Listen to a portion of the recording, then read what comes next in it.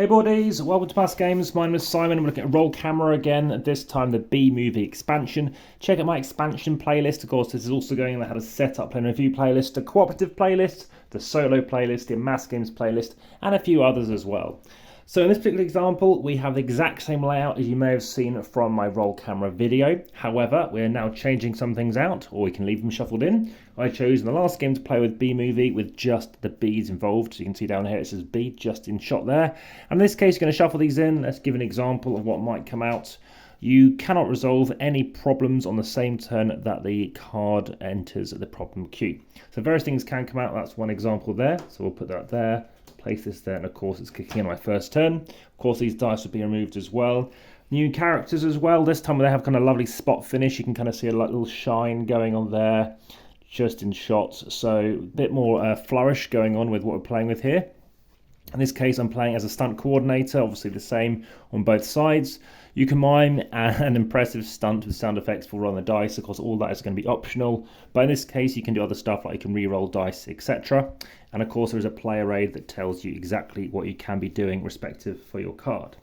So that is something else you can do. Firstly, with boards, we've got new problem cards. We also have a few other things. We have new ideas. So we've got a bunch of new ideas you can shuffle. Again, you need to separate it out if you wish to afterwards, but of course, just leave it all together.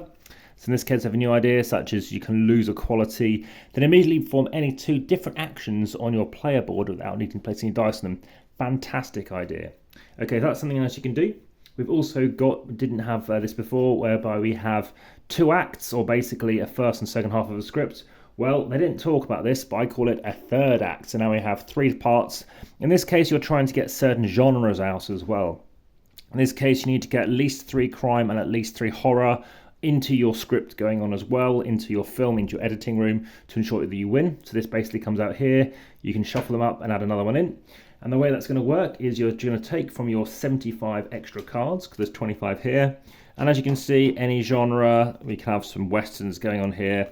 We happen to have various other things, sci-fi. We also have hiccups going on here.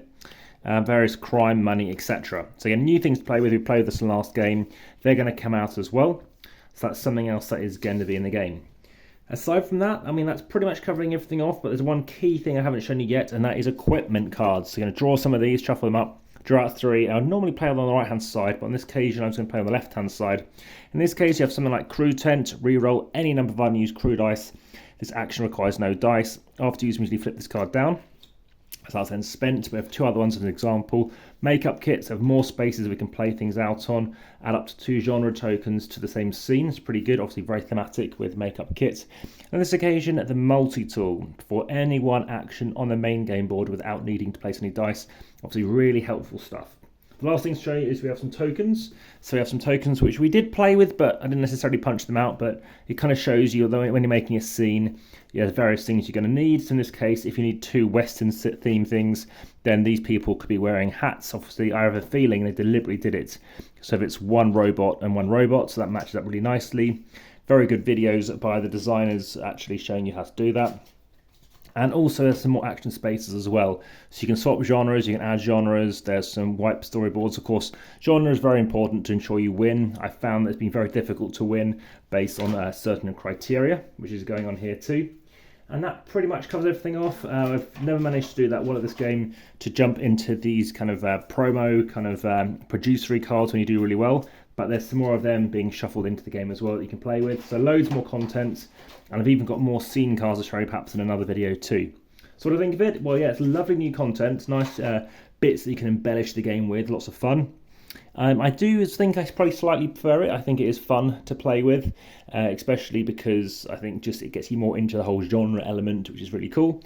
It's essential, not essential, it doesn't majorly change the game, but I think that's the whole point of an expansion. You don't need it necessarily, but there are some great games that do actually have an expansion. If, for example, Catan, they deliberately made it with the expansion in mind, or actually based into the base game, but then Cosmos said no.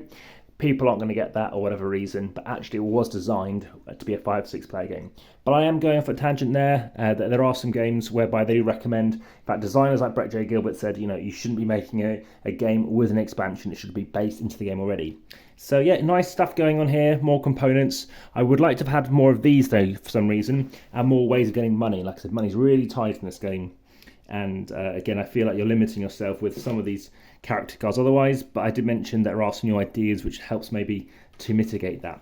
Any questions, do let me know in the comments best on YouTube. Like, subscribe, and hit the notification bell. Further videos, daily videos, since about 3 or 4 years ago now, time of recording. And also let me know, like I said, comments are best on YouTube as this does get shared, so please do share.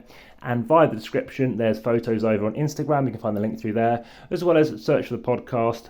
And lastly, head through to TikTok and join the discussion on Facebook. But for now, this has been the B movie expansion. Everything, by the way, that it does show on the back does fit in the base box, but for now I'm kind of leaving it separate. As you can see, you can recycle it. There's even zones whereby you can be putting extra cards and stuff. But that's it. That has been a B movie expansion.